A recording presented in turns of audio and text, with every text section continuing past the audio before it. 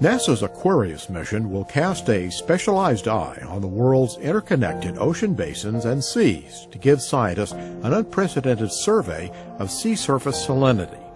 By operating for 3 years, the international mission is also designed to show how salinity, or salt content, changes over time. The mission could prove essential to deciphering the future of climate change on Earth. So by having salinity information from space, we'll provide this missing link to understand how ocean impact the climate change. The supply of fresh water is important for everybody, okay? Variations in the global water cycle on a large scale mean changes in climate from wet to dry, from moist years, rainy years, to dry seasons and to droughts. They affect agriculture, they affect water supply for our water systems, for all the uses that we have, agriculture and everything else. So to understand climate change in the future, it's very important to understand what global warming, for example, is going to do to those rainfall patterns and drought patterns. A Delta II rocket stands ready on California's west coast to launch this spacecraft on a 3-year mission to decipher what the dissolved salts in the world's ocean mean to our current climate and the future of the planet. At launch, the spacecraft will head to what's called a polar orbit. It will fly some 480 miles above Earth, crossing over the planet's north and south poles with each orbit. From that vantage point, the Aquarius instrument will get a chance to see each part of the world's ocean and assemble a complete map of sea surface salt content. It is going to be looking at sea salinity, so what you're doing is you're trying to get widespread coverages of the whole Earth, a little bit at a time. You're doing swaths around the Earth, and so what they're trying to do is map the salinity. So to get an overall map of the world's oceans, you need this type of launch. You can't do it from an equatorial type or from a geo-type orbit.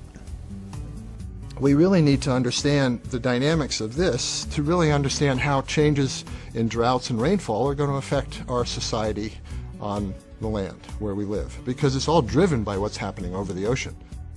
NASA's Launch Services Program, based at Kennedy Space Center in Florida, is managing the Aquarius SAC-D launch.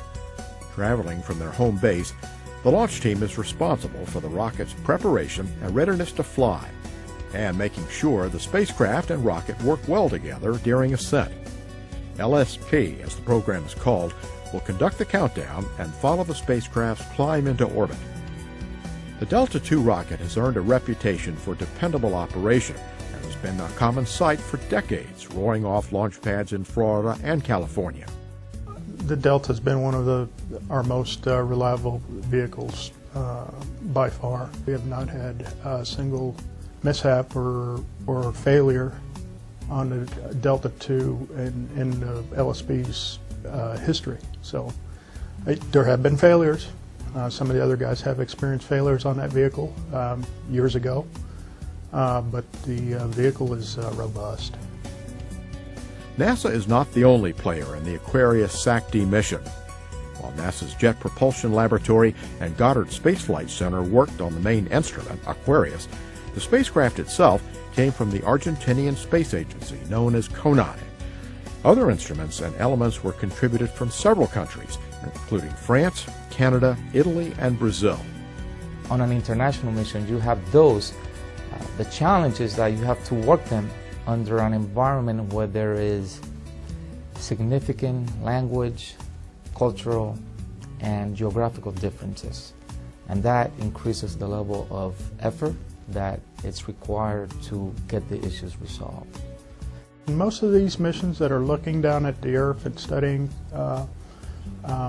the oceans and so forth, NOAA missions example, there's a lot of cooperative instruments on board from other countries, and that data is shared readily between the countries.